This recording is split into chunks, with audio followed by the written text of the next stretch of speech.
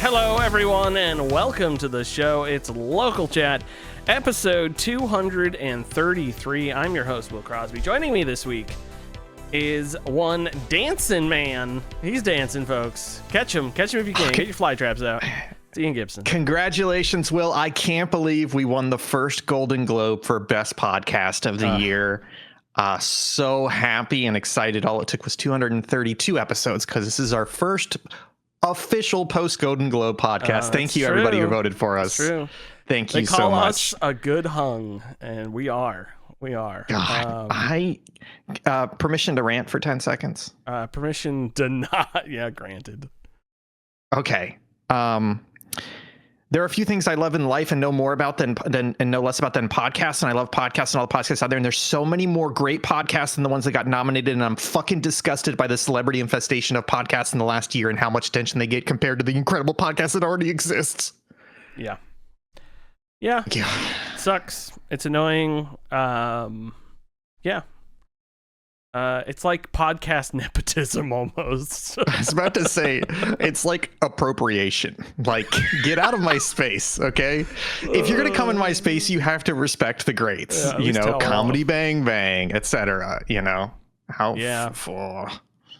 it's like maybe I'd listen to those podcasts and they do it really well. But a lot of those celebrity podcasts don't do it very well. No, and they're not doing anything different either. Like it's not even unique. They are good conversations, but they think a podcast is just a long form interview.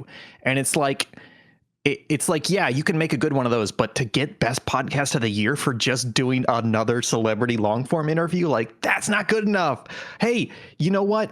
Should have won. I mean, not that it actually should have won. I think it started too late. Was the Mission to Zix sequel series, which just started, which is just as fantastic as the original.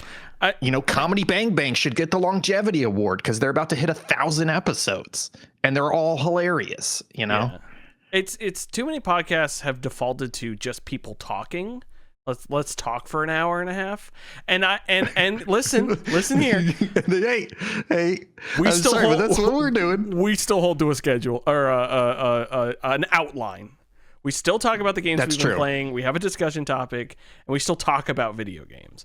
But so many of these podcasts are just like, hey, let's just talk about whatever we want, and then they'll hit an edit, they'll hit the clips and stuff like that. And it's not what we do here at Subpixel. We pride ourselves on and genuinely, I do think there needs to be if you are going to do a conversational podcast, and this is something that I think Good Hang does pretty well, is it can't just be a conversation or an interview.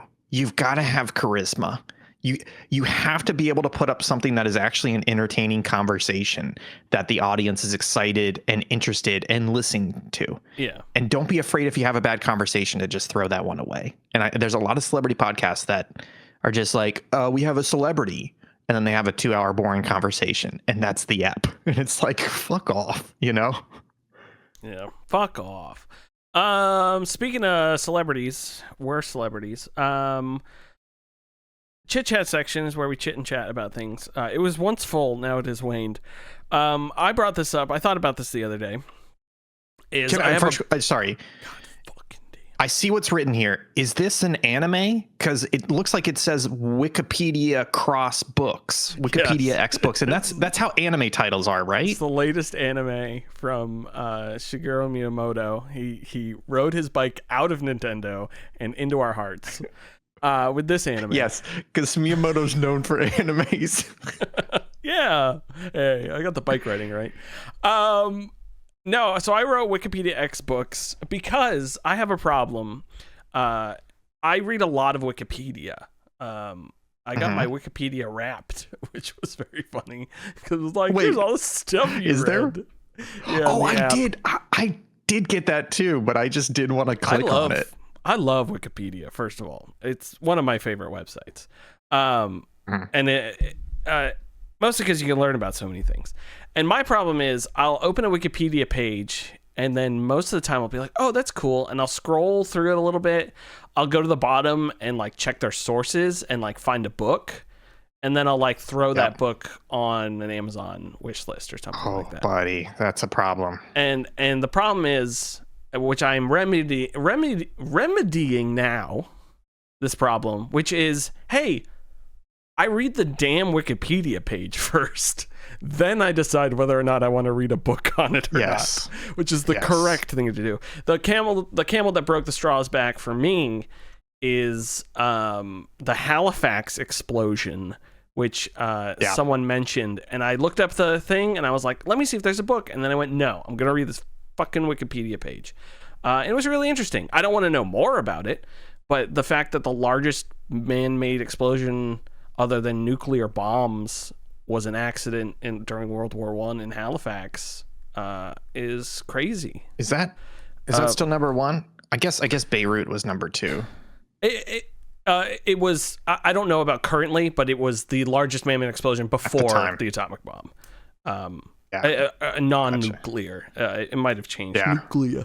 But yeah, a ship full of ammunition ran in, another ship hit them, and it knocked over a bunch of barrels, and the scraping of the two ships sparked the barrels, and then it leveled like a kilometer and a half of the harbor buildings. Like, wow. It was chocolate got in the peanut butter. Yeah. And then there was like an ice storm, so they couldn't get all like the trains in and everything. It was a nightmare. Wow. But it was cool to learn about. You've hit the problem that I had that problem a couple of years ago, where I kept being like, I want to know more about this, and I would find a book about it and then put it on my reading list. And we've talked about this, where I was like, I discovered the best middle ground for me is documentaries, because I can watch a good documentary faster than I can read a book. So when it came things to like learning more about the Civil War, about Yugoslavia, etc., it's like, oh, let me just find a really good documentary, even if it's like 5 or 6 hours long. It's still going to be quicker and easier for me to digest than trying to get through a 400-page book that sometimes people are like, hey, this is the best book about this subject. And you start reading it and you're like, this is dry as fuck, because, it may be the best about this subject, but it's dry. And then it's a struggle to get through the book, And that's the other thing is like, that works both ways, because you could watch one of those documentaries and be like, hey, I want to learn more about this. And then you can start looking into books and stuff. I've come across that now with Napoleon stuff. There was one book I read the whole thing, and I was like, man, you made like 15 chapters out of 4 chapters worth of knowledge. Like, I don't know why you did this. This could have been like a picture book. The other thing I got recently for Christmas was Penguin Publishing has a History of the World book they put out, and it's like 1,000 pages, 2,000 pages, but it has from the beginning of the world to now. And I was like, I'm not going to read this thing, but when I want to learn about something, I can just look it up. It has everything split into ages. And even like we saw something about Thomas Becket, and I was like, I have no clue who that is. And this book had a little note about them and like a half a paragraph thing about them. And I said, oh, that's cool. And like moved on. Or like anytime I want to know about a time in history, it's like it has medieval Europe, it has all this, and it's all over the world. So it's probably biased in some areas, obviously, because it's a book trying to write about the history of the world. But for those like quick hits of like, I just want to know about this thing real quick, what is the most general knowledge of it, you can just like go look it up in there. So here's to reading more Wikipedia and less books. Boo books. Boo. Too long. And audiobooks count as books. It's the same as they do. I'm just kidding. I mean, we're not rehashing this, folks. Anything you want to chit chat about, Ian Gibson? No. Good, thank God. Do you want to chit chat about what you've been playing this week? Yeah, I've been having a problem, which is I'm still bouncing between video games. There were kind of 3 that grabbed me, though. The first one is called Realm Grinder. Have you heard of this game? Sorry, I didn't notice you were drinking. Let me ask you again. Realm Grinder. Have you heard of this game? Oh, sorry, I didn't notice you were putting the cap on, and you're taking another swig. There was this game called Realm Grinder. Have you heard of this game? Grinder? I hardly know her. No, I haven't. So Realm Grinder, it's a mini game inside the Grinder app, and I saw it the other day, and that's the joke I thought you were going in the for, first half. No, I was looking up idle games because I've been in an idle mood lately. And this came up on a list, and it is pretty expansive. It started out as, I think, a Congregate browser game, but it's also available on Steam. And I've been playing that, and it feels like a very well balanced idle clicker game, and it's got like lots and lots of depth in it. But I think the problem that I have with it is also like the number one positive review thing people mentioned about it, which is they said like, hey, this game is really long and I love it for that. Like there's so much to do in this. Like it took me like a month and a half to beat this game. And I started playing this game. It has like 2 different levels of ascension or prestige, basically. So like prestige is every time you restart to get a bonus, right? And so the idea is you have to like probably restart 20 or 30 times to then get the second level of restart. And I found a chart online because I was like looking up strategies for this game, and the chart online was literally like, so you're going to need to second restart about 30 times to beat this game. And I was like, so I'm going to have to do like 900 runs of this game. And each run is about 30 to 45 minutes, basically, until you get to a point where it makes sense to restart it. And folks, I did get through, like, I did probably do about 90 runs of it. And I'm nowhere near beating the game, and then it just kind of dropped. But it was a perfect, just like time waster. You know, I mean, I know you play some idle games, like, you know, that feeling when you're just like, I want to play a game and I want it to take all of my attention. Maybe I've got something going on off to the side, listening to a podcast or doing secondary work. Is that how you treat idle games as well? Yeah, like with that Tower Wizard and the dig a hole one. Because usually I'll discover one of these or you'll discover one of them and we'll bounce them back between each other because we both like idle incremental games. Yeah, we're sickos, yeah. Was this an iOS game ever? Kind of. Yes. Okay, because I think I remember downloading it before. It's also free. That was a big indicator for me that I should play this game, is it's free. And I think it's been on like a bunch of platforms. I think it has cross sync and cross save and everything, which is really cool, like cloud save. So yeah, if anybody's into idle games, you know, check out Realm Grinder. It may tickle your fancy. Even if you don't beat it, I probably got a dozen or more hours of enjoyment out of it over a couple days, just clicking away at it, you know. You had me thinking about old idle games I used to play. I think I've told the story of the Crazy Taxi one, which I played like an insane amount of and then had to uninstall because it was so addicting. And the other one I used to play, I just Googled it, Mafia Wars. Yeah, I remember that one. I didn't play that one, but I saw it. Yeah. I think I played it on Facebook, or it says there was an iPhone version. And just looking at this UI of it is like, I remember buying vests, like buying bulletproof vests to like equip on my guys to go do jobs and all this. That's a good aesthetic touch. It was such a wild wasteland of that shit. Yeah. There was a Halo one that was a website for a long time. I remember playing. Back when like forums would make them, and stuff like that. So it was kind of crazy. Realm Grinder, interesting. Kyle, are you here? I am. Hell I made it back in record time, by the way. Sorry for that. Yeah, record time. I had prepping groceries for the big storm, which, you know, will probably not happen. And also I have a super low blood sugar, so I had to grab something to eat really quick on the way back. So I did all that in less time than I thought it would take. So I'm ready to go. Awesome. Cool beans. Ian was just talking about his games. Ian, I will let you continue to talk about your games. Yeah, what are we on? Next game I want to talk about.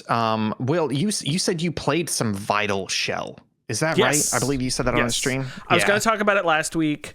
I had too many games, so I skipped it, and I also only played 15 minutes of it. So, gotcha. I've played probably an hour. I've done 5 or 6 runs. Vital Shell is really cool. It is a PS1 aesthetic, but mecha vampire survivor / auto shooting survival game. Asphyxiation. No, it's axe. Okay, David Carradine. Auto shooter survival. So you are basically on this little arena. It's funny. It's almost like a 3D fighter arena is what it looks like. And you're a little mech guy and you have guns and you run around shooting guys. They drop experience. You pick up the experience that gets you an upgrade, either an upgrade to one of your existing guns or a new gun. So by the end of it, you can have 3 different guns on you. And I think there's also like stat boost and stuff like that. And then there's crystals you can put in the guns. And then when the guns get to 4 crystals, they get an extra upgrade and things like that. And it's just a really cool one of these. I don't think it's doing anything like super over the top. It wasn't too sticky for me either. It's not like I got addicted to it like I did with Vampire Survivors or Mega Bonk. But I do think it is. We talked about this when Vampire Survivors came out. How Vampire Survivors is a really cool game, but one of the things that made me so excited about Vampire Survivors was knowing that it was in its way creating or at least popularizing a new genre of games or micro genre of games, kind of like what PUBG did to battle royales. It didn't invent it, but it made it super popular. So I knew there's a bunch of indie devs out there who are there's going to be a bunch of clones of Vampire Survivors, which are worthless. But there's also going to be a bunch of devs who are trying to do new things with it. So with Vital Shell, it really feels like somebody was like, hey, we love mechs. Let's make the arena smaller. Let's do a PS1 aesthetic.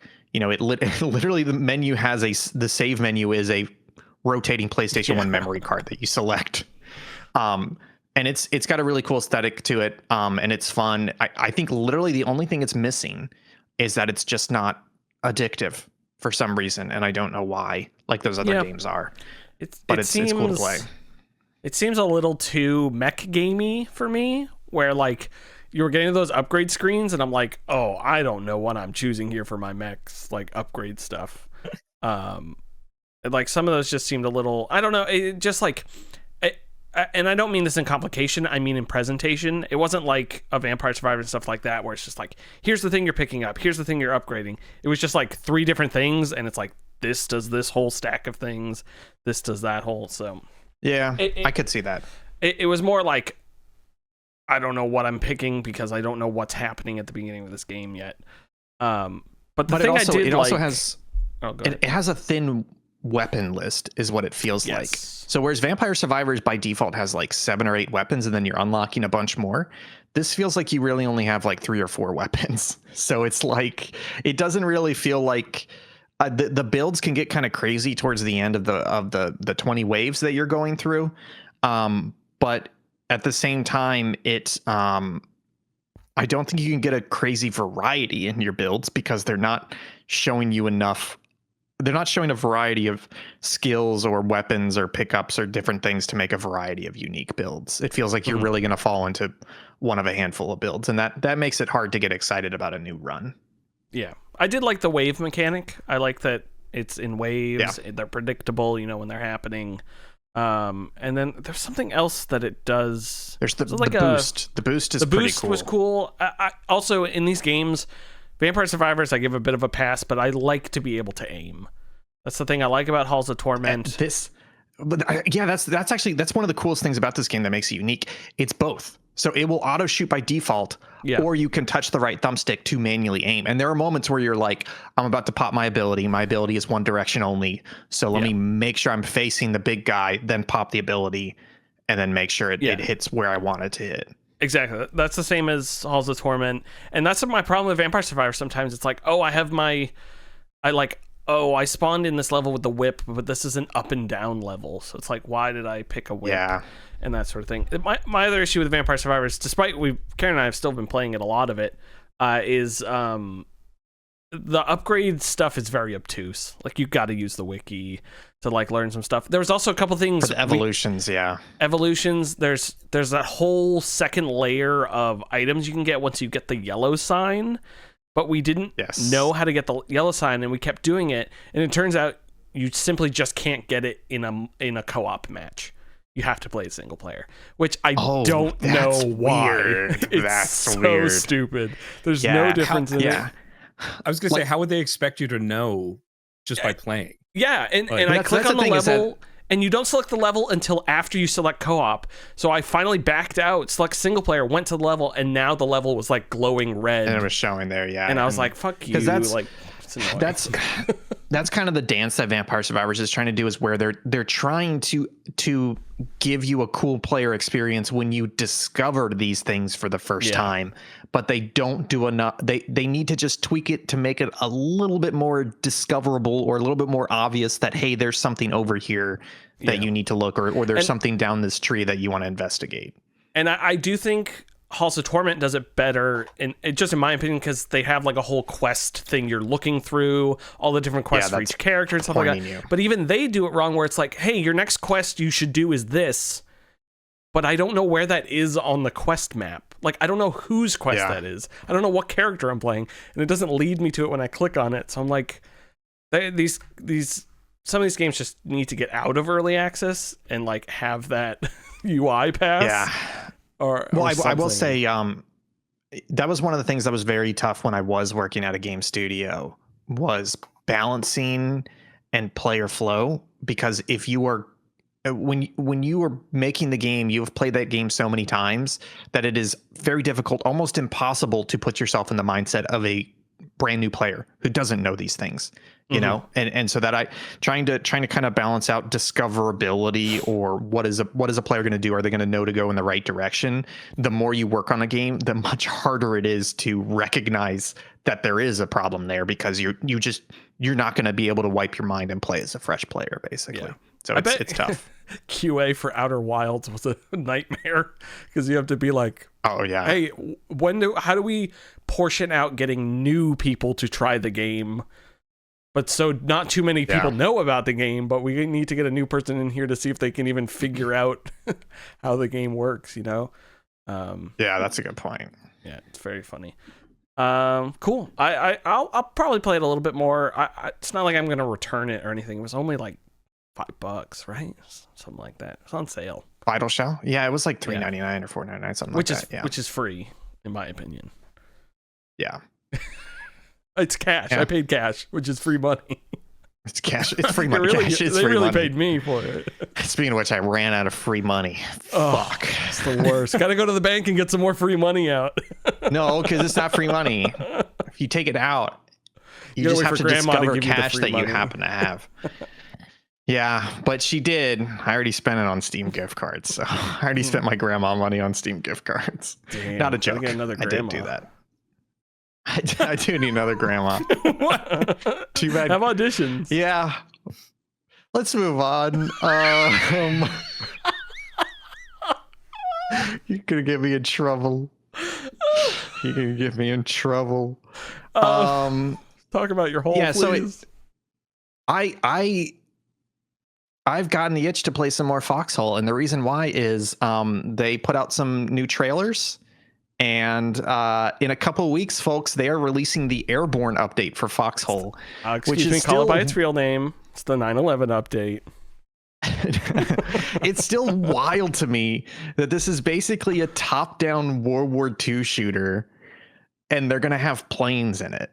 It's just wild, but they look really good. I believe it's in the beta branch, so like the community's gotten their hands on it and have been playing it, and they say the planes actually control really well, which is wild to me, because looking at it and looking them play it, it's like, that can't feel good. Like, that cannot feel good to play a top-down World War II game with a plane where you're like, how high am I? And I'm like, am I diving or climbing? But apparently it works really well. So I do think I'm going to play that update. I know that I'm never going to fly a plane, because the planes are like, they're super expensive, you know? And so basically to fly a plane, I either have to spend like a week mining my own stuff to then build my own plane and then immediately die in it because it's my first time playing it, or join a clan and work my way up the ranks and kiss enough ass to be able to fly a plane that they've built, you know? Yeah. But at the same time, Foxhole is still just a really cool game. I mean, we played it, Will, a couple months ago. Yeah, you ever get the itch to go back? No, Foxhole's the number one game I want to play that I wish wasn't a multiplayer game, I guess. I don't know. I want to play it offline. You know what? You're right. Yeah. And so I want a server of it. I was just about to bring that up. Like, Foxhole, what makes Foxhole great is the community. And you really, when you're playing that game, you really do need to be on mic communicating with people around you. or preferably joining a clan and joining up with their big events. Preferably what? Joining what? Joining a clan with a K. The clan? Okay. Okay. Yeah. But the problem is I don't want to do that. Like I was playing the other night. I was playing the other night and I just went to the hotspot and then there was like, I ended up spawning in and there was like 10 guys and they were all like, all right, we're going to go. And we all like run into this town and like, for some reason, this is the front line and we know the enemies in this town, but there's nobody around. So we're just like running through the town. It's also nighttime, which basically means like the fog of war is much more of the map, much more of your view. And you basically just have this like very narrow view that is lit up. And so you can see buildings, but it's maybe 25% of your screen that is actually like that you can actually see if a player runs in there, they'll suddenly appear next to you basically because it's nighttime. And so we're going through this town and we're just like, what's going on? Like, where's the enemy? Where's the enemy? And like some guys brought like grenades to like blow up bunkers and stuff. And I end up like hiding in a trench and like in a span of like 10 seconds, like 3 enemies just ran by my trench and I just killed them like one after the other. And I was just like, because I'm just like, this is fucking crazy. And I'm like, man, I should really get on mic. Like I should be talking with my team and being like, they're over here. And I was just like, yeah, but I don't want to. You know what I mean? Like it takes that effort to get into the game. And I do think a lot of the enjoyment of Foxhole is communication and clan work and all that stuff. And I'm too lazy to do that. You know what I mean? Is that what you were saying, Will? Well, and plus you might accidentally make new friends, and then you have obligations to those new friends to play Foxhole. Well, you've been making new friends, so I'm auditioning replacements for you. I'm pre-breaking up with you. I'm preparing for it. Just now? Wow. It took you that long. Everyone else has been planning. Listen, I'm going to new heights, and I got to leave you guys behind. But anyways, So I have been hopping back into Foxhole, and I played a couple times, and I'm trying to decide what I want to do. Logistics was a lot of fun because it's so cool to be playing what is basically a podcast game. Where I'm literally like, hey, I'm going to log in. I'm going to spend 40 minutes doing this little logistics loop where I go mine and I drive the truck over here and I drop resources off. But I know that the bandages and bullets that I am building and dropping off are making it to the front line and being used by other players to kill the enemy. Like, I know that's going to happen. All I have to do is do this little logistics loop and drop stuff off. And that's fun too. But part of me is like, I want a little bit more visibility. Should I join a logistics clan so they can tell me what to work on and I can be like, I worked on this. And they have leaderboards too, where it's like, so-and-so was like the top 10 maker of bandages this week. And it's like, yeah, I fucking did it, So it's like, it's literally that I want to enjoy this game so much more, but it requires me to be part of the community so much more. And I don't want to do that. So it's like, I do think I'm going to play when I have it on my calendar. Because the way that it works is that there are wars, and wars last several weeks or several months. And it's literally like, this is a continuous war, same map, et cetera, until the victory conditions are met. When the airborne update comes out, they're going to start a new war. So I do think I'm going to hop in on that day. Do they have like ICE agents who go around all the factories to make sure illegals making bandages? Probably. They go to the Kia factory. I may rope you into when Airborne comes out. I may rope you in because I don't know if we're going to see any planes. But the other day I spawned into this town. It was on the front line. I spawned into this bunker base and I start running around, and all of a sudden enemy artillery just starts landing around me, and it was fucking terrifying because you're just like it's you and a couple other people and you're at the bunker and you're like, oh, the front line's like 200-300 meters away, and all of a sudden you hear like and just all these explosions are popping around you and you're just like, I don't know where to go, I don't know where to run. And it's terrifying when that big stuff happens around you, even if you're not directly related to it. That's wild. I think Chris is into Foxhole. I think he played a bunch too. I'd probably rope him into it. So that'd be fun. I will be merciful and let Kyle eat more food, so I'll go for my games. Although you did send an adorable photo of Mochi with your Diet Coke. I just finished like my food, so wow. Well, you're gonna have to digest because I'm going next. If you can see, I keep getting alerts because my blood sugar is too low, which is the second time on stream that this has happened. In like it happened at the end of Tome, so but I'm fed now, so I just have to wait. Just gotta wait it out. Speaking of waiting it out, it's not a good transition. I played some Myst this week, or within the past 2 weeks. I was watching the boys over at Giant Bomb play a little bit of Myst, and then I went, oh, I should finish Myst because I've never finished Myst. And then I basically speed ran Myst in about an hour because I had all my old notes. Wow.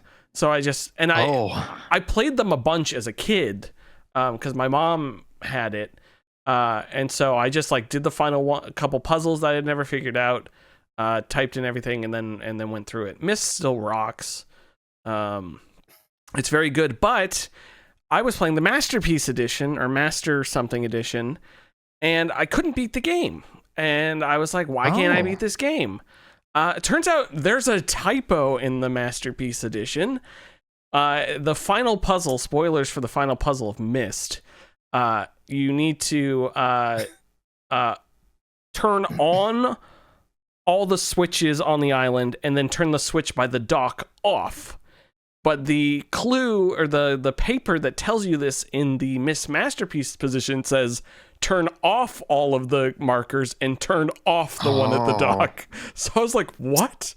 And I finally Googled it, and people were like, yeah, it's a typo. It's supposed to say turn on. So I beat the game. That's crazy. That then led me into purchasing the current, the latest Cyan release, which is the remake of Riven in Unreal Engine. And I've been playing that, and it's awesome. I was afraid the translation of 2D puzzles to 3D space was going to be difficult because, for those of you who don't know Myst, you're clicking essentially between pictures. And then that picture area is where the puzzles are.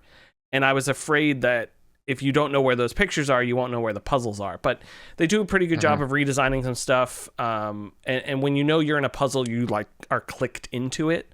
And it's been a lot of fun. I haven't started the season of the Giant Bomb guys playing it, but it's much more open Riven than I remember it, especially since Myst, because Myst, you like do the island, then you go to each world, and then you come back to the island. And in this one, there's just a bunch of islands that you're traveling between, getting clues, figuring out this puzzle there, opening that door there, and so far there like hasn't been a big cohesion moment yet in that, but it has been a lot of fun. I've been jump scared multiple times by the former FMV characters that are now in 3D space, 3D characters. Ooh. Which I miss the FMV. They made them 3D characters because it's also available in VR. And so it's 3D. It's not 3D real people. It's 3D. No, it's 3D fake modeled people. 3D modeled people. They look a lot better than in the Myst remake. But I'm still sad that because watching it, I played a bunch of Riven as a kid. Again, had no idea what I was doing, but I remember all of these FMV scenes, and it's funny. Yeah. Myst and Riven used to terrify me because I knew there were these other people on the island, and I never saw them. And when they showed up, it scared me. And it's the same reason I get scared, like when I played Gone Home or like Firewatch and like stuff like that. Like being alone, anything can scare me. And I think that's you're in somebody else's space as well. Exactly. And I think that's where I get that like fear of playing like routine and stuff like that. It's just like I just hate that feeling of like being jump scared or something's around the corner. But it's been a lot of fun. I like puzzle games, and it's funny a bit with Riven, but especially with Myst. I had to be like, hey, these puzzles are not as complicated as I think they are. Like I keep like blueprinting it where I'm like, well, that writing over there, like this alphabet, I have to translate this whole alphabet. It's like, no, this was a shitty puzzle. Where would they hide the clues? Just real quick, you know what they should have done? They should have kept the FMV video, but they should have put them in 3D space like a rotating sprite. Yeah. So wherever you look at them, it's like a cutout of the FMV person in the 3D space. That would have been great. I am excited to get to Mist Exile because that has Brad Dourif in it. Grima Wormtongue himself. And that one isn't fully 3D, but when you click to the next window, you have a 360 around you to and it's more of a animated presentation. These other ones I'll go through quickly. Sekiro, I'm still playing through that. Very fun game. I defeated the very first boss of the game without dying. I didn't know it was the first boss. I beat him. I died twice, but you can revive in that game. You have a certain number of revives. I don't know how I earned the second revive, but I think it's because I think when you take someone's health bar all the way down, you get your revive charge back. And that game's really good. It's one of the few From Software games I've never played. And it feels really good. You're dancing around. The parrying is so good. It doesn't have the regular, I would say, Soulsborne traps of you have to learn how to play a Soulsborne game to play it. It's completely different. You are sneaking up on people, stabbing them, you're breaking guard, you're parrying and all this sort of stuff, and it's quite fun. So I've been playing more. I stabbed a giant snake in its eye, and it went crazy. It was this giant snake. I still have not beaten that one, but my friend Al, who played through Elden Ring with me, was helping me through kind of the beginning of that game. And do you remember, have you gotten to the part where you do the memory section? It's a flashback Harada section. Estate. That's what I'm stuck on, and I cannot beat the guys with the lances or the shields or something like that. I can't remember what it was. But everything up to that point, I was like, this. It's funny how much it feels like a FromSoft game and how much it doesn't feel like a Souls in a lot of aspects. But I think it's so much more. There's so much more verticality to it, and you can approach enemies from so many different ways than you can in an Elden Ring or Dark Souls. But the zip line, or I forget what it's called. The zip line thing's really cool. Shot thing, it's awesome. I love it. And there was a whole section where I'm like, oh, I clearly can't jump off this cliff and go to that water. Yeah, I can jump off this cliff and go into that water. It's you can do such a weird reversal of video game mechanics where I'm just like, am I sure I can do this? I beat the Drunken Master on that level, who was apparently a mini boss, and now I'm up to the butterfly lady, and I haven't gone into her boss area yet, but I heard she's pretty difficult. So I have not gotten there yet. So I remember the drunken guy, but I have not gotten past that point. It was interesting the way they do that level design, because you're doing this whole first level, and then you go pray at this Buddha, and you're in a memory, you're yourself, but you're in someone else's memory of this Harada Estate attack, and it's really neat because you're still trying to figure out what's going on in this world. That shitty RPG from 2005, Dungeon Lords, I beat. The ending was so anticlimactic, it's not even worth talking about. I gave that game a 4. Totally worth playing, wasting 18 hours of my life on. It's just, what I want to do? I really want to, it's a multiplayer game as well. And I think it's up to 8 people, and I would like to subject people to that. And then finally, I talked about it 2 weeks ago. People made fun of me saying, Halucha said, I hate this game. I'm playing Final Fantasy Tactics again. That's right. I said I wasn't going back to it. And now I'm going back to it because we're watching a new season of Survivor, and I need something to do other than watching Survivor. So I've been playing Final Fantasy Tactics because it's turn-based and I can look up from it.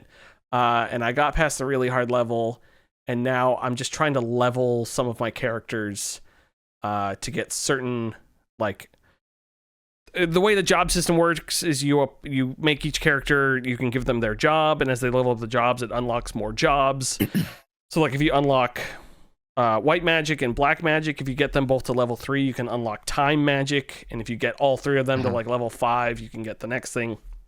So I'm trying to get people leveled up in their Squire abilities so they can get the JP boost, which gets them job points and all this fun stuff. So it's a fun game. I don't think I would have lasted on the original and the PSP release, but the Switch 2 release has enough like, hey, auto fit my characters, auto buy stuff for me.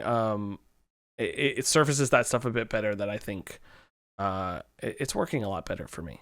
So it's good. Yeah, I like Final Fantasy Tactics. The story is also really good. I just got out of the there's a bit at the beginning and then it flashed back and then I played for like, I don't know, 8 hours and now it just flashed back to the beginning world setting. And it's like, hey, you can now send characters out on errands. So they'll be gone for 12 days, but they're going to get this thing, they'll get money and presumably level up. So I'm like, okay, now I've earned the thing to help me level up with things. It's working out a bit better. So I'm excited to play more of that. I didn't feel right giving up on it, and I'm glad. I don't feel like I'm forcing myself to play it more. I was looking at what's the robot, FTL robot, Into the Breach again, and I was like, I could play more Into the Breach, or I could try to get back into do a different into Final Fantasy Tactics. That's the games I've been playing. Kyle, are you ready to rumble? My pancreas says yes. So yeah, let's do it. Yeah. Do it, girl. Thanks. So just played this yesterday, didn't finish it, but Tome, which I'm sure at least one of you, have you both played it? Or I can't remember if you have or not. I've never played it. Beautiful little isometric monochrome presentation of a photography sort of gotta catch them all kind of thing, where it's like, okay, well, you're gonna go out and do all these different tasks.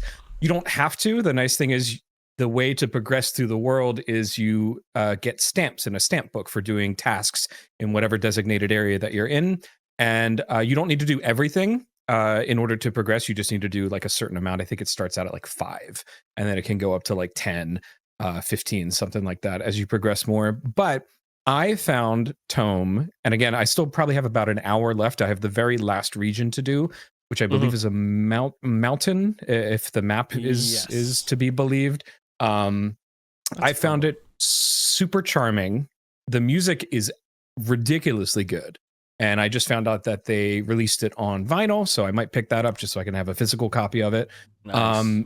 But the presentation is so charming, and just everywhere you look, they have poured a lot of time and effort and heart into making like this little tiny world that you get to experience in sort of scenes feel very weirdly realized. Like every time you move through the space, you have an area, and then you go in through like this sort of like portal thing, and it takes you to the next area in that scene.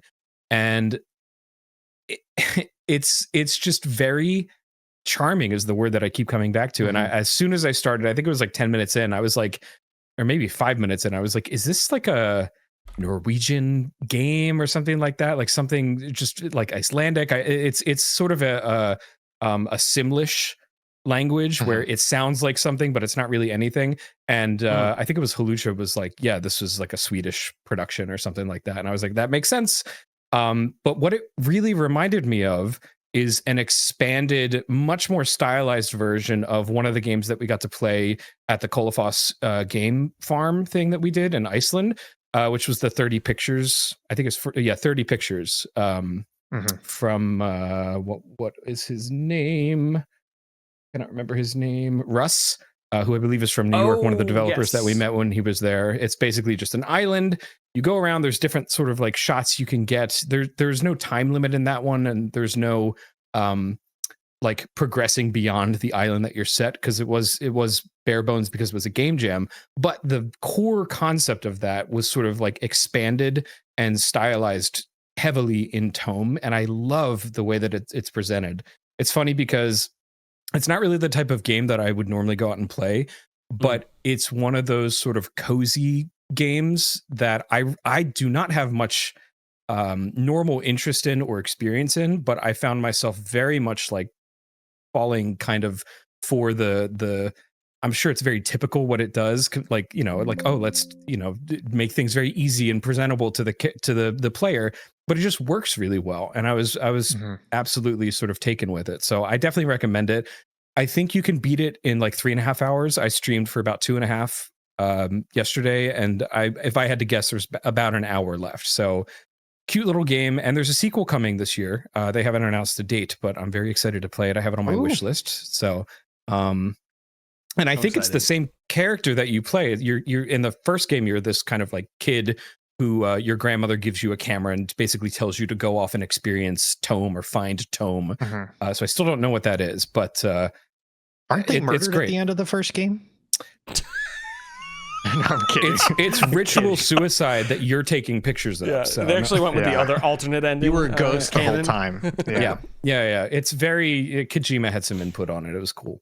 Kojima-san? Yeah. So exactly, he's here he is. But definitely recommend Tome. And then the next one I actually beat a couple weeks ago, but the experience stuck with me, and I don't want to talk too much about it because it is on our GOTY list several times. But Split Fiction, I played again with my friend Al, who I always do like co-op games with if I can, and Split Fiction rules. Yeah. It's really cool. The one thing I don't like about it is the story. Yeah, it's just so murder bad. the kids. Just murder them.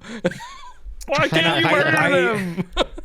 I was thinking about like the difference between experiencing something interactive and experiencing a story that has interaction within it, and like I could feel myself playing through the game being like, okay, so like we're starting out pretty generic where it's like there's these two writers and like this is clearly the bad guy, something's going to go wrong, and I was like, it'll go deeper than that, and it never really went. Yeah, as far as the antagonist is concerned, it stayed super surface level, and I was like, he's like the devil. He's just bad. He's just a bad human being. I did not understand. There was no subtlety at all in as far as his character was concerned. Obviously, the two main characters, you go with them on this journey and you learn more about them. It's pretty obvious stuff, but they have that depth to them. But the one note antagonist killed me the entire time.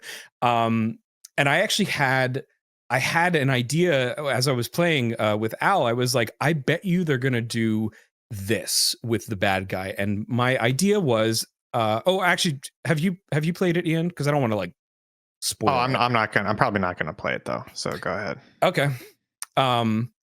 Basically, at the end of the game, the antagonist sort of joins the shared world with you, and I thought they were going to subvert my expectations by him joining this sort of place where your creativity and your imagination becomes real, that nothing would happen because he didn't have any like of his own creativity and like he stole everything. So it would be either like stuff you had already fought before that like they're like, oh, we know how to beat this, the main characters, and they could easily dispatch it. And it was like the antagonist thought that he could be this great, you know, I don't know, this powerful being. And it turns out because he's in a world where you are required to have creativity in some way and he doesn't have any, that they would like switch that, and it would kind of be like, oh well, actually he has no power here, so we can get out easily. But they didn't do that. He just ended up being like even more generic of like, I'm going to shoot lasers at you, and like I don't know, it was very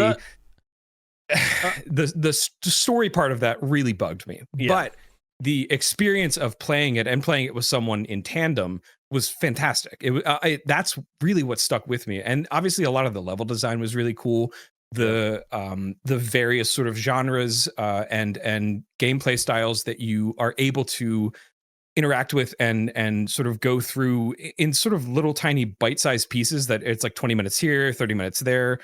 Some are a little bit longer, but it was really, really compelling. But I kept thinking like the only thing that's holding up this game, and it's sets a very high bar because of how good it is. But the only thing that's holding it up is the gameplay and like the most general sort of stereotypical generic sort of story. But it did make my game of the year list because the experience was so fun. But my God, write a little bit more depth into your antagonist. That's was that your experience? Thing. Yeah, the gameplay with those games is always phenomenal. I mean, it's so cool how well they can weave all those types of genres together in just a fun way.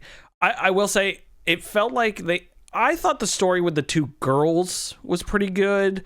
Like I liked one of them like has a death in her family that she somehow a bit blames herself for, and you think that's going to be you think that's going to be the big reveal, and then it's the other girl who has like this other side to her that you end up battling, and she's like suffering with all this stuff.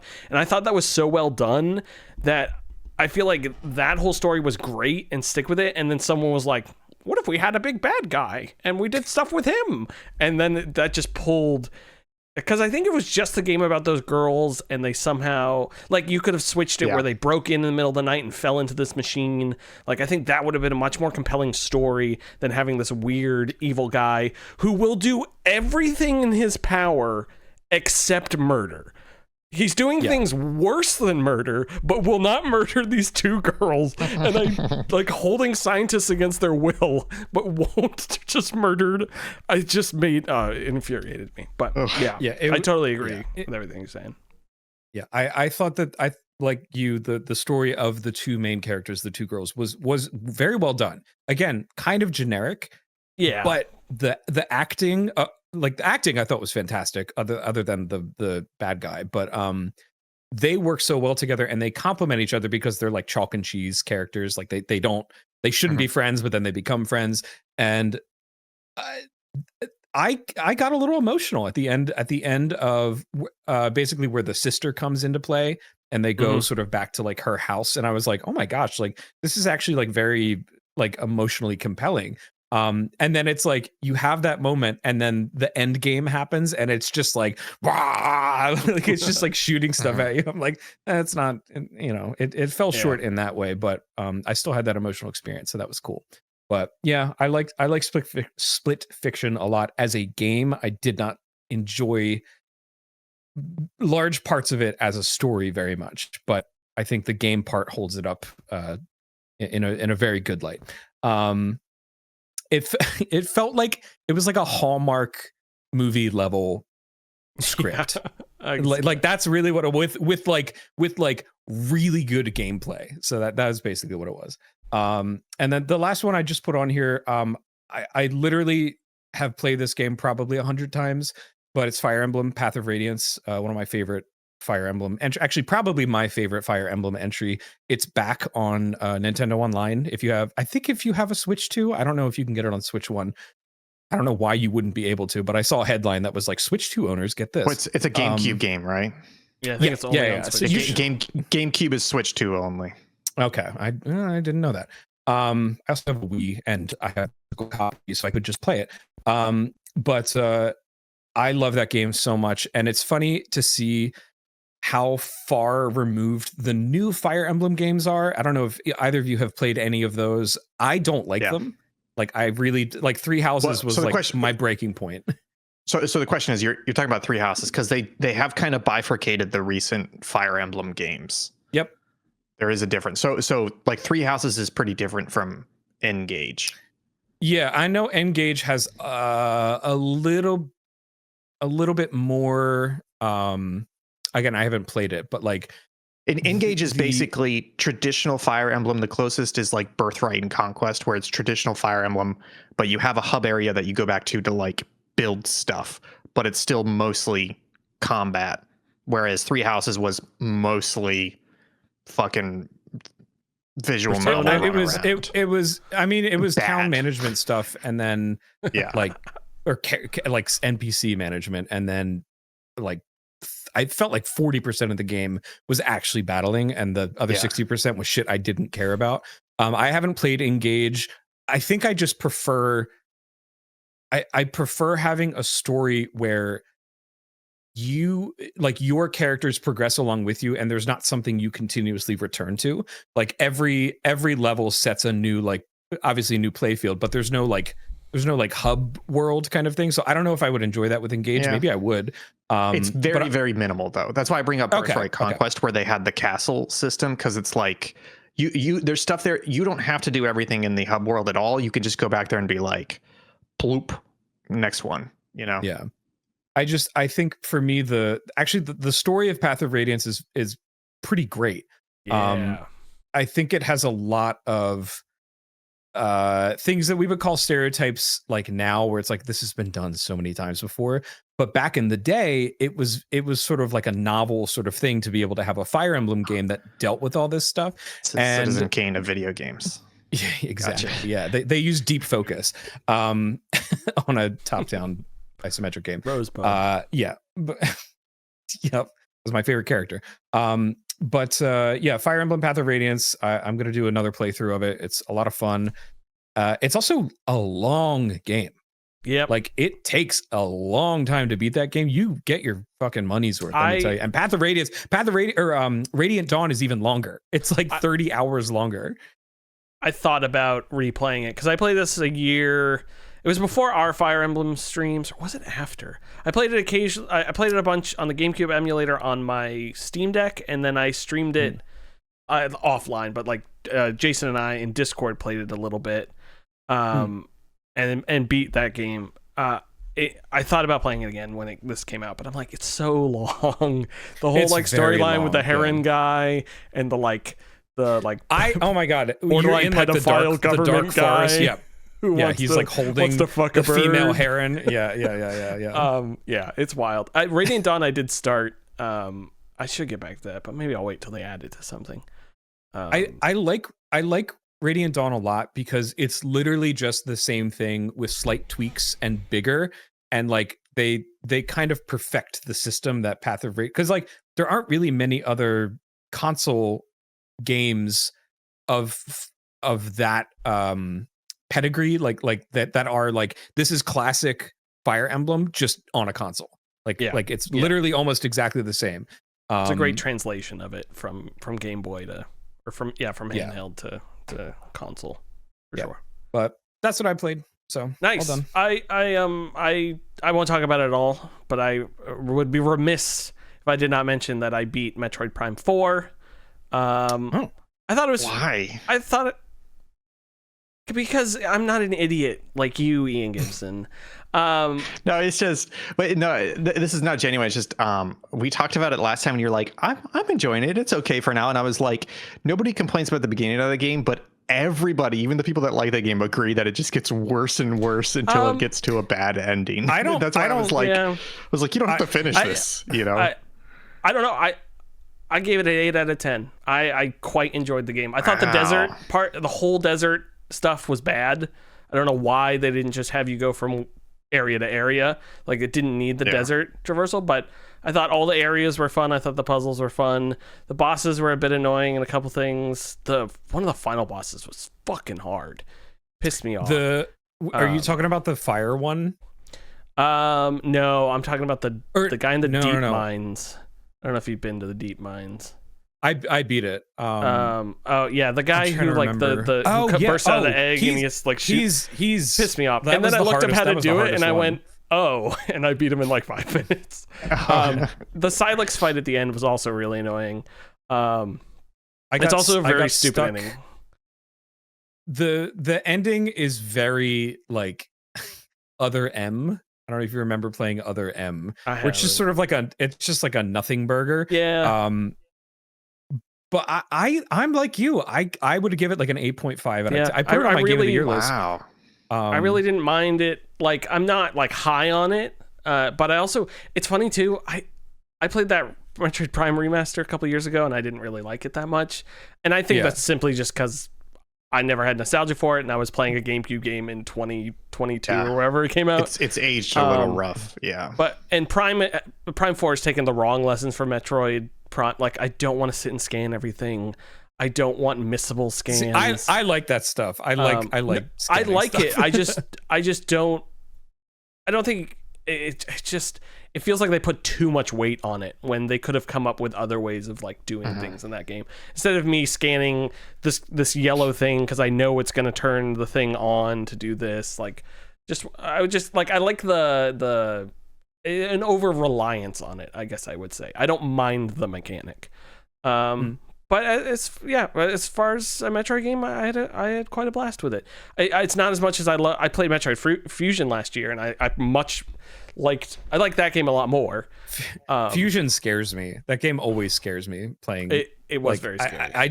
It's creepy. It's a creepy game. It's very creepy. But yeah, I'm looking forward to playing other Metroid games. But yeah, 4 I really didn't mind. It was fun. Yeah, it was a good time. Same. I would recommend it to anyone who wants to play a Metroid game.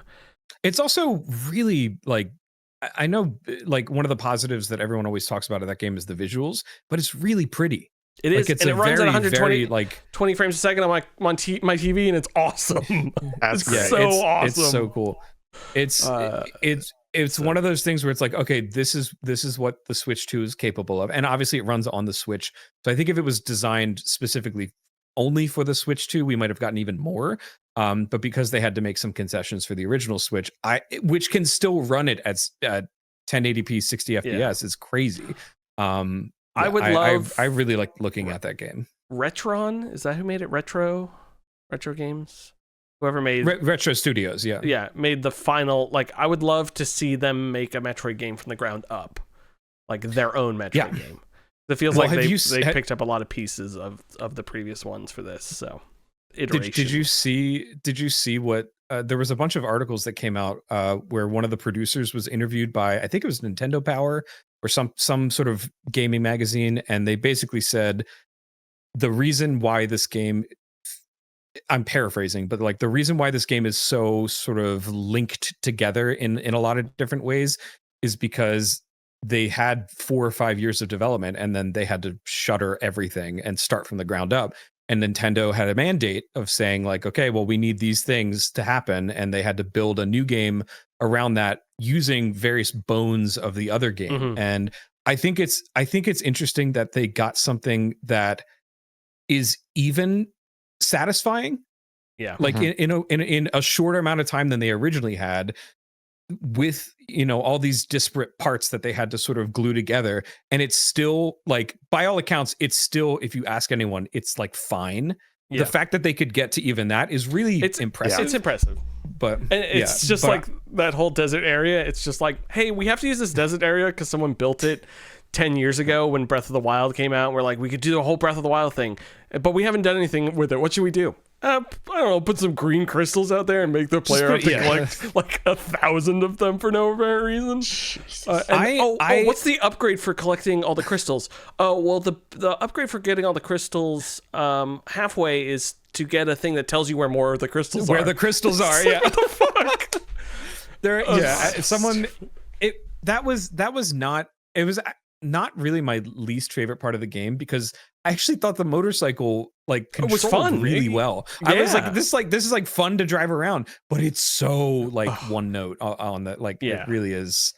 And also like the crystals spawn and then you drive through them, and the next time they spawn gray because you have to find the unique crystal piles, and it's like, and there's always sometimes there's like a tiny little green one that you've missed that you like have to go back. Oh my god, it's so stupid. It's at least like they tell you about that at the very beginning of the game, and you have the entire game to collect crystals. So there was never a point where I was like, oh, guess I'm crystal hunting for an hour or two. Like, you got most of it.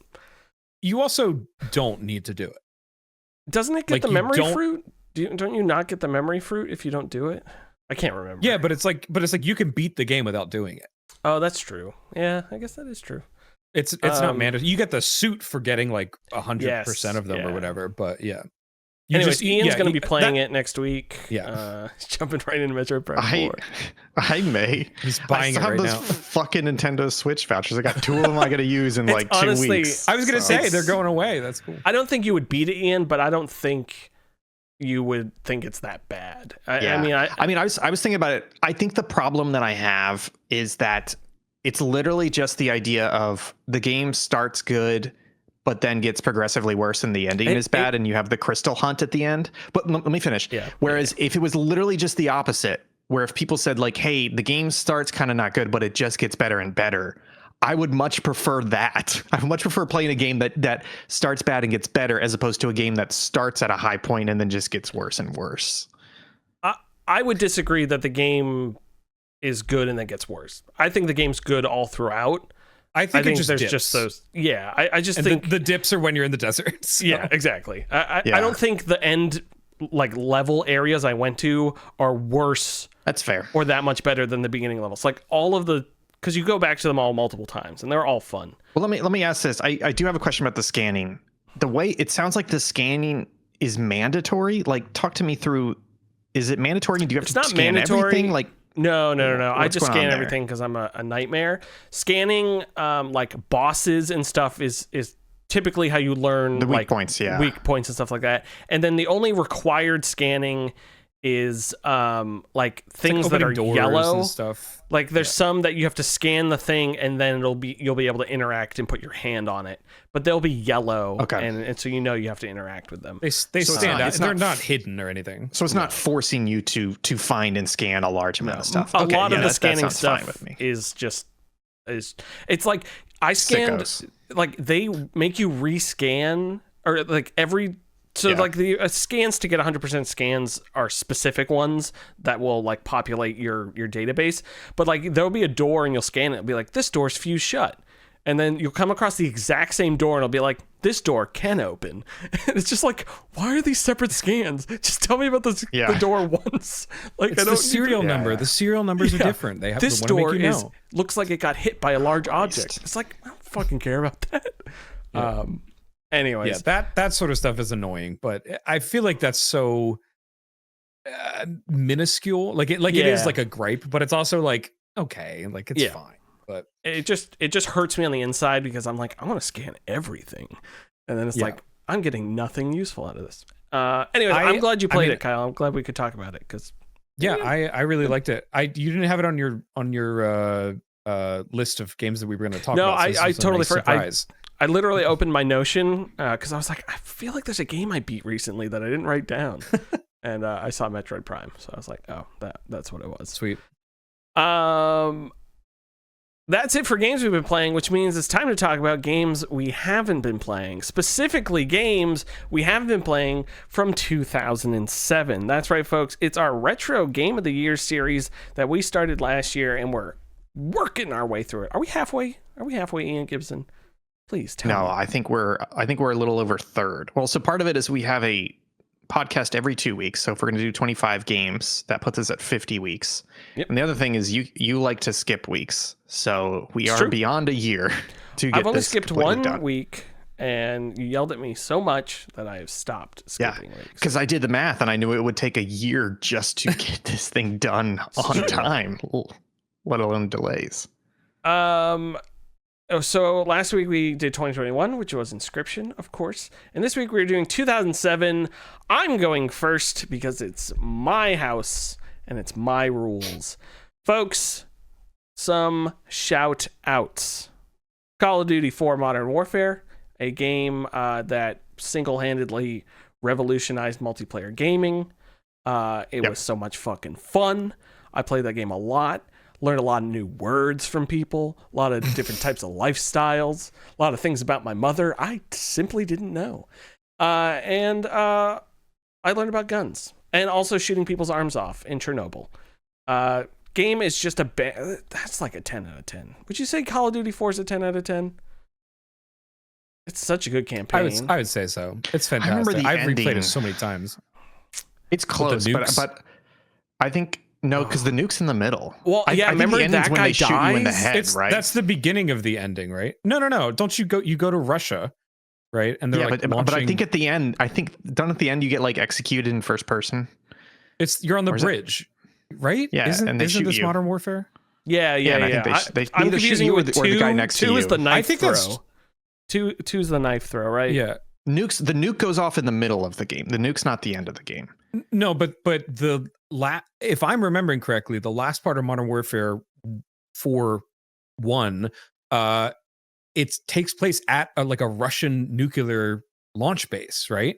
And there are I don't know going about that, but I do think it's a bridge. It's a bridge. Yeah, that's like the very bridge. last part. Yeah. There's that's what I'm talking about. Car chase and stuff. I think the ending with the bridge was a little controversial because they shoot. Is it Ghost or Soap? No, they shoot it in front of you.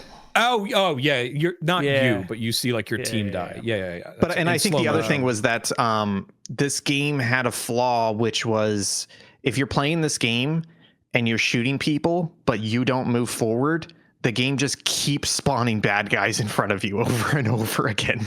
So it's not a fatal flaw. Or is that like you literally you have to move forward in the level, otherwise they just keep spawning bad guys in front of you. And just because of that, I don't think it's a perfect game. I think those are enough to knock off a little bit of points for it, but not a lot. You know, I think it's a 10 out of 10. I don't think it's a perfect game. I think I'll phrase it that way. That's fair. That's a fair point. Yeah. Call of Duty 4. Next up, God, don't you love when you forget what you abbreviated things as? I played this 2 years ago, Ninja Gaiden Sigma, which is the remake of Ninja Gaiden 1. Super fun game. Assassin's Creed 1, hey, played that a couple years ago. Great game, very different from the Assassin's Creeds that came after it, but it's still a fucking banger of a game. And then I have no idea what LP is. What could LP be? You keep talking, I'll look it up.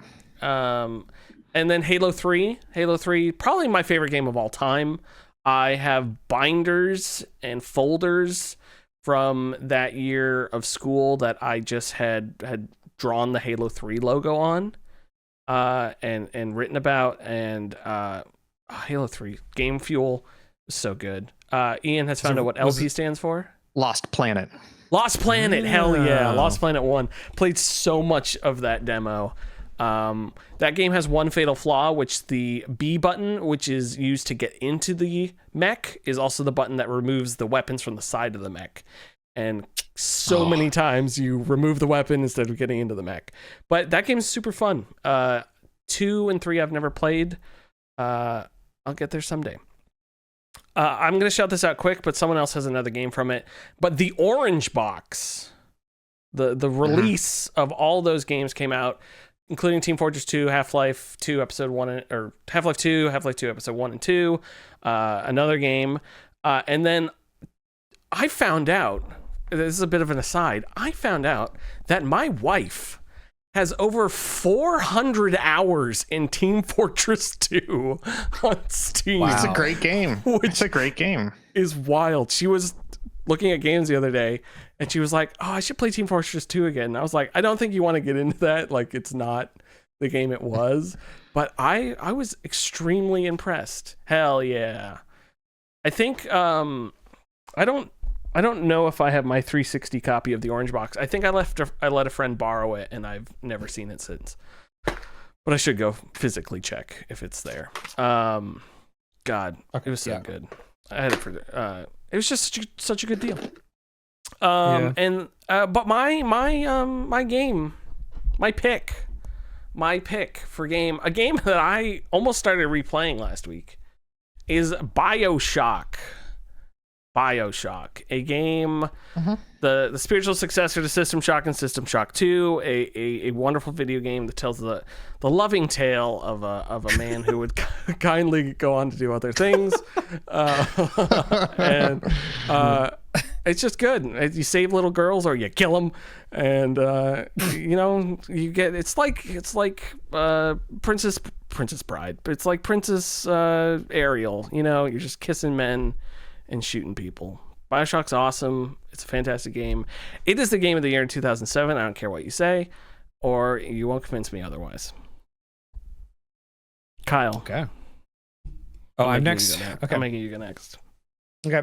We already talked about Call of Duty 4 Modern Warfare 1. It's a great game. Also a lot of words that I did not know. I learned through that game. Also, I learned I was better than my brother at certain maps, so he never wanted to play like certain maps. So that was cool. Let me see. Next one, Wii Sports. So I didn't realize this came out in 2007. For some reason, my mind was like, that was like a 2003. But Yeah.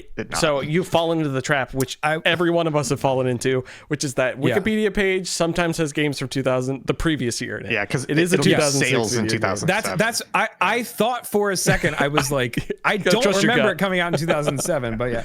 Well, anyway, let's talk about Wii Sports for a second. Yeah. You may have been thinking about Wii Play, which did come out in 2007, and I completely forgot about. I think Wii Music, did Wii Music come out in 2007? I think that may have been later. Wii Music. I don't. Yeah. Hey, any chance to talk about Wii Sports is a great. Fuck you, Wikipedia. I mean, Wii Sports rules. But also, yeah, Wii Sports is fucking great. I probably have as many hours as Karen has in Team Fortress 2 in Wii Sports. Like we played Wii Golf. Oh my god, so great. Anyway, well, let's not reminisce about Wii Sports. Let's reminisce about Mass Effect. I like that game. That's all I want to say. No, I'm just kidding. I really do like Mass Effect a lot. Good game. Yeah. I think it was the start for me of realizing that games don't have to just be like Star Wars games or like I didn't branch out a lot. I didn't play Halo until after I played Mass Effect. So because I lived a very sheltered life.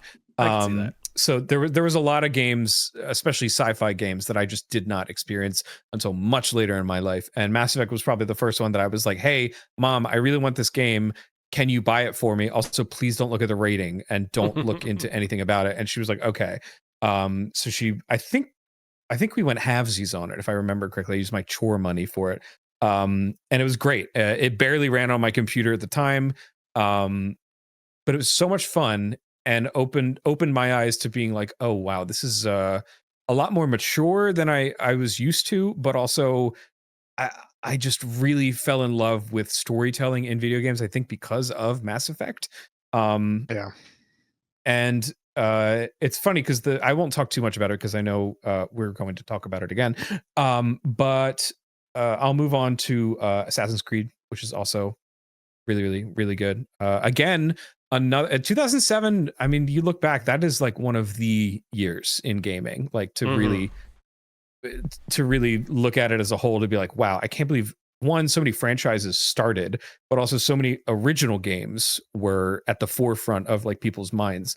Assassin's Creed was great. I didn't own it, but I played it on my friend's PS3, I think. Something like that, and I just remember being blown away by the ending, where like you finally get eagle vision as Desmond, and you're walking around your room, and you can see all of the writings and stuff like that. I thought it was just such a cool concept too, like re-experiencing your memories of how much of a murderer your ancestor was. It's pretty cool. But my game of the year for 2007 is apparently, as I wrote it, is Podal, otherwise known as Portal. It's Podal, but it's this guy right here, this little guy.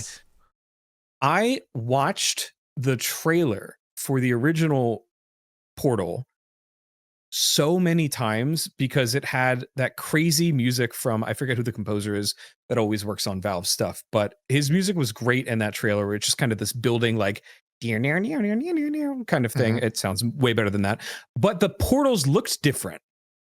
They look different in that original teaser that they put out. There's more like fire on the edges, and I thought that they look so cool. I actually don't like the way that they look in the Portal 1. I think Portal 2, it's a little bit more refined, but I fell in love with the sort of mystery of Aperture, science, or Aperture Laboratories, and the kind of truly like world bending. Like I remember getting stuck where you're kind of seesawing in the portal, and you're also flipping around, and I was like, oh my gosh, I've never experienced this before in a video game. And just kind of it's like your mind expands a little bit, where you're like, okay, I realize now I can do this, this, and this.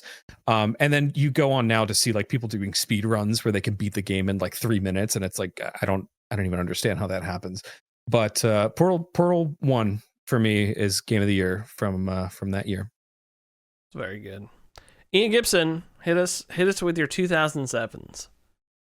Yeah, so I mean, I want to echo what Kyle said, where I looked at this year and I looked at it as there are a lot of brand new IPs. There's a lot of initial games and long running franchises since then, but there's also a lot of games that are kind of doing something new and unique. And it's not necessarily that the game itself was great, but was new and unique in a way that it grabbed a lot of attention and changed the industry in a way.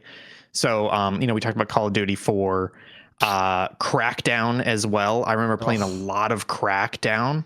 Just to get in the Halo 3 beta, but then actually ended up really liking the game. Mass Effect as well. Like Kyle was talking about, I feel like the lore and world building in Mass Effect is really top notch. It's hard to start a brand new IP, but to not just tell a story, not just to have a new IP, not just to tell a story with that new IP, but to establish a whole new world. I didn't play Mass Effect until much later, but I remember hearing classmates talk about Mass Effect for hours and hours because they were just, talking and debating and discussing the lore and being like, oh, but it means this, and oh, but that, and then, oh, and just such an enthralling story they've got with that. Crysis as well. Crysis is just such a crazy game because I don't think I've ever actually played a significant amount of Crysis, the game. I don't think it's actually that good of a game, but it became such a like physics and graphical sandbox of a game in a way that it's one of those like games that the act of playing the game as the developers intended is not that good, but you get so much enjoyment just from playing the game, just dicking around in it, and that's what made Crysis really good. It's probably my most played demo I've ever. The demo for Crysis was so cool. It was so good at 15 FPS. Played Crysis. Yeah, it's great. It was brutal. And I was like, I got in a truck and I was just shooting guys. And I was like, is this what Crysis is? Like, I didn't yeah, it kind of is. So it was just like weird mechanics, like sandboxy weird mechanics and great graphics. And it was a benchmark for like a decade, Uncharted as well. I've never played the first Uncharted, but when I saw this on the list, it kind of reinforced what Kyle and I were talking about, where it was like 2007, a hell of a year for brand new franchises being spawned. And then another one is one of my favorite RTSs of all time. I've shown it to you on a stream once, Will, but I remember senior year of college, a friend and I would just play this all the time. We would play it co-op against like super hard AI, and that's Supreme Commander. It's a fantastic RTS. If anybody's into RTSs, you got to check it out. They do this weird thing where it's not just base building, but you also have tier systems. So like you start out with tier 1 units, but then you can build tier 2 factories and tier 2 units and then tier 3 units, and they get bigger. Like the units physically get bigger, and there's usually like thousands of units on the screen. This game lets you run the map on a separate monitor if you wanted to, so you could just have like this map off to the side with all these units swarming, and then every faction also had like a giant super enormous like skyscraper or like Titanic sized unit that you could put a lot of resources into building and then use that to roll across the map. So it's such a really cool economy and like unit scaling RTS. But my game of the year for 2007, it is not BioShock. It's not Portal. My game of the year for 2007 is the greatest video game release of all time. And I really do feel confident in saying this. It is something very unique. It's something we've already talked about. It's the fucking incredible steal of a package of the Orange Box. That is the game of the year 2007. And I feel confident saying that because the Orange Box came with 5 games. Like Will said, 2 of them already came out, Half-Life and Half-Life 2 and Half-Life 2 Episode 1. But there's 3 brand new fucking games in this single game release that you could only get by buying the Orange Box. That's Half-Life 2 Episode 2, Portal, and Team Fortress 2. Like, that's the fucking game of the year 2007 right there. 3 fucking bangers. 2 of which, Portal, incredible game, one of the best, like spawned this like sense of humor in gaming for years. Team Fortress 2 spawned the fucking hero shooter. Like Team Fortress 2 basically modernized that, and everything else since then, Overwatch, Valorant, etc., is built off of that. We have an opportunity here to pick, literally, no exaggeration, the greatest video game release of all time. And you guys will have to remind me of this. I think it was only $40. I don't think it was full price when it came out. I'm pretty sure it was less than. I think you're right. Googling MSRP. I'm pretty sure you're right. It was I don't remember paying that much.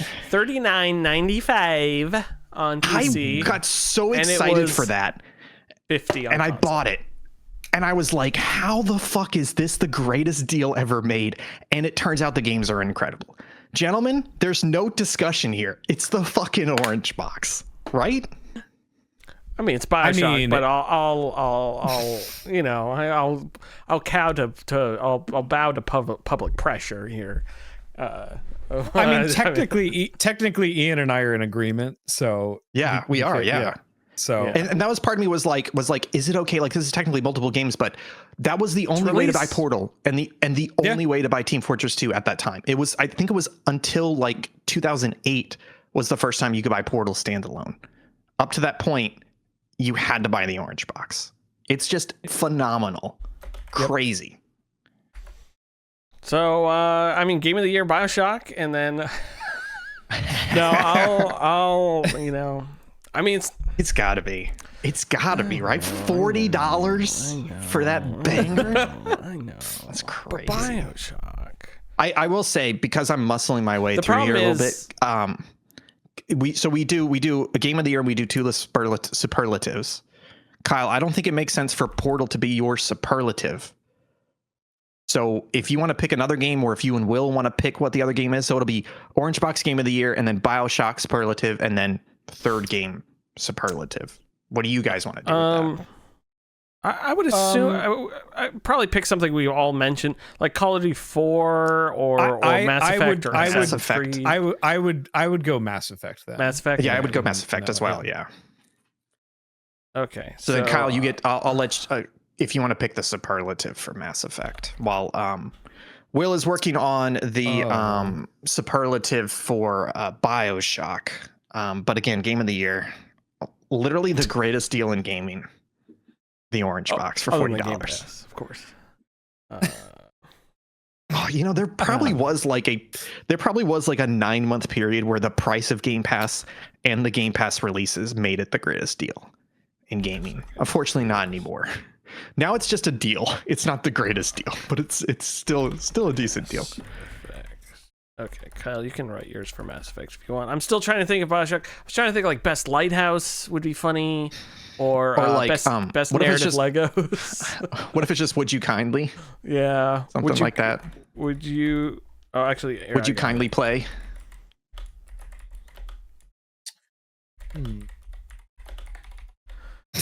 Would you kindly make this Game of the Year 2007? Goes to BioShock. That's pretty good. Goes to BioShock. God, that reveal in that game is absolutely insane. Good. Because it is good. And other games have done it, but to the fact that you as the player have been tricked into playing a character who knows they're being forced against their will but can't say anything because they're the player is like, and it's leaning into that cliche. I think this cliche was played down a lot by 2007, but in 90s PC gaming, that cliche of there's somebody on the radio and they're guiding you the whole time. Yeah. And they're good, you know, and it leaned into that cliche and then twisted it. That's why I never thought a BioShock movie would make sense, because in my opinion, the BioShock main character knows they're being controlled because they're being controlled by the player who is the Would You Kindly bug or whatever. So like you could never make the movie because the audience isn't controlling a movie while they're playing it. Yeah, you know? Yeah. It loses a layer of immersion there. Yeah. Kyle, you want to hit us with your superlative? Hold on. I have to get into character. I'm Commander Shepard, and this is Mass Effect. Right? Nice. Is that what I wrote? Yes. I can't even remember if I wrote. Yes. Yeah. From those are the advertisements, right? On the Citadel. Yeah. Well, because you get like discounts from saying like, hey, this is I'm the first Spectre, and yeah. God, Mass Effect's so good. You're right. It's great. You're right. Folks, Game of the Year 2007, the Orange Box. Would you kindly make this Game of the Year 2007 is BioShock, and I'm Commander Shepard, and this is Mass Effect. This is my favorite store on the Citadel. It goes to Mass Effect. God, what a great game. Orange Box. It blows my mind how fucking incredible that was. It is good. I need to check if I have my 360 copy, because if I don't, I'm going to order one. I'd like to have that. Man, it still has the ATI Radeon graphics stamp. Oh yeah. I've really been considering replaying Portal and Portal 2. Maybe I should do that. So good. They're good. Portal 1 you can beat in like 2 hours maybe. You know what's like funny? On average.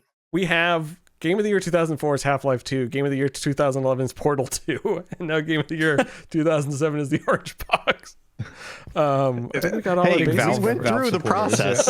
we went through the process. That's just crazy. I was literally thinking that I was looking at it, and it'd be very easy for somebody to look at this and be like, bunch of normies. These are normal ass games except for Inscription. But it's like, no, we went through the process. Yeah. Like these are the best games for those years. Once, except for Dead Space. When I was in the shower this morning, and I was like, 2007, like obviously my pick's Halo 3. Like I was obsessed with Halo. Yeah. And Halo 3 is another 10 out of 10 game for me. But I was like, when I sit down and think about it, like I totally agree with the Orange Box. The problem is like so many of the games from this year are influential. Call of Duty 4. Yes. Mass Effect. BioShock with its storytelling. Orange Box with the pricing and the games. TF2. Like Hero TF2. shooters. Yeah. Assassin's Creed.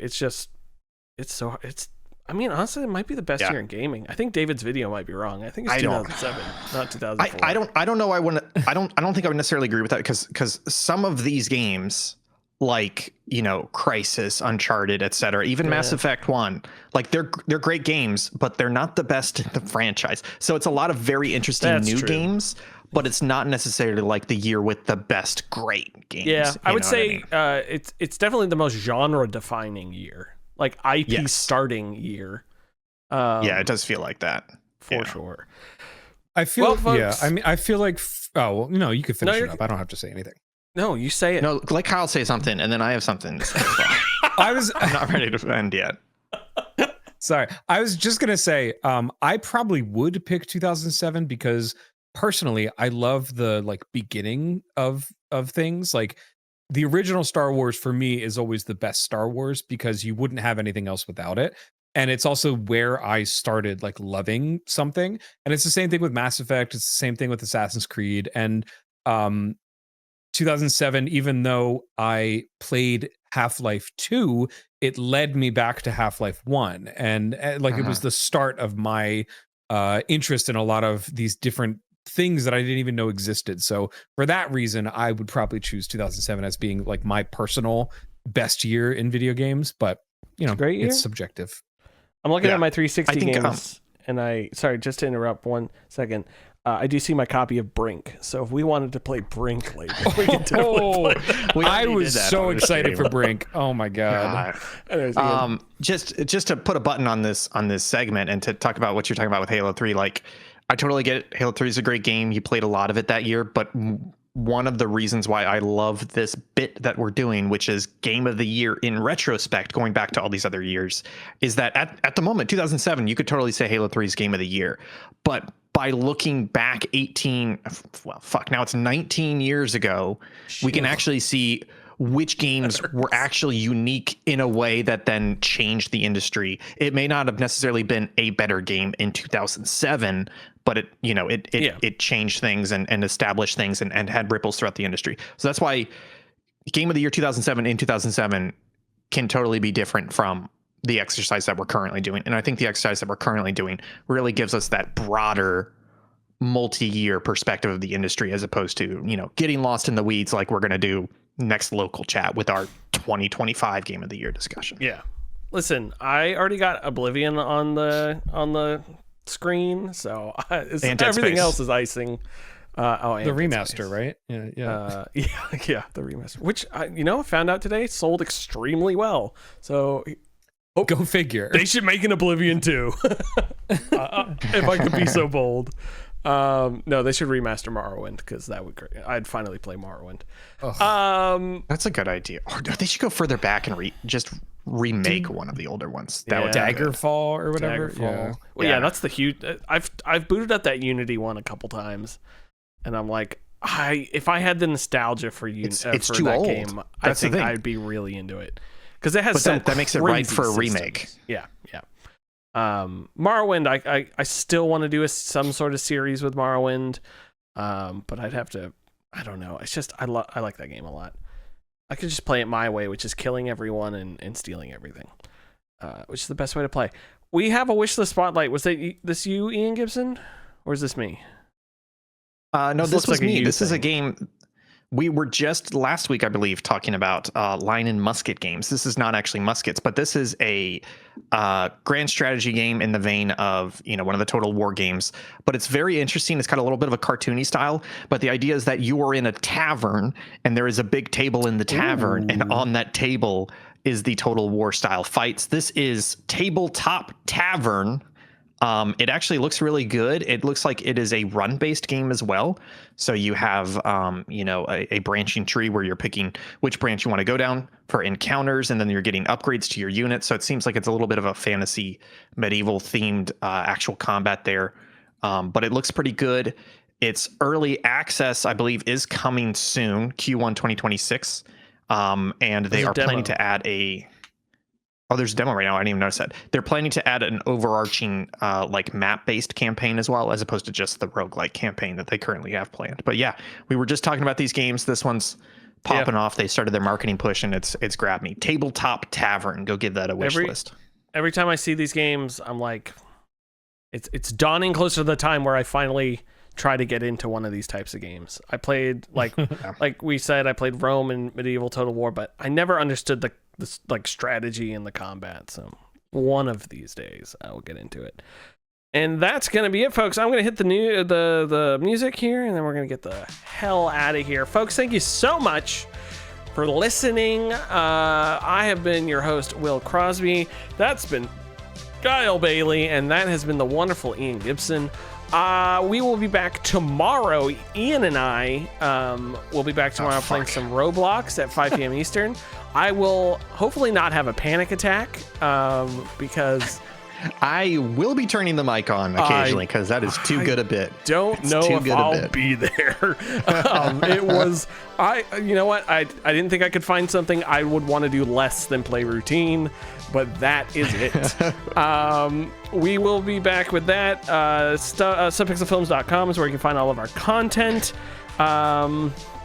Kyle and I are playing next Thursday. We're playing some Star Fox Adventures.